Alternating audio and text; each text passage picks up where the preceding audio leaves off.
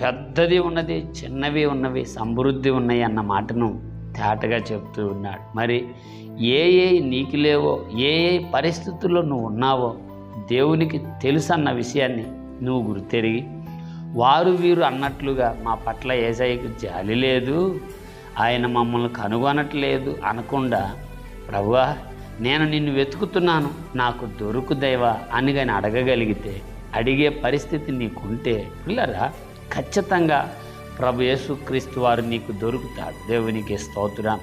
దొరకటమే కాదండి, ఆయన నీకు కావలసినవి అన్నీ ఆయన దగ్గర ఉన్నాయట. దేవునికి మహిమ కలుగును గాక.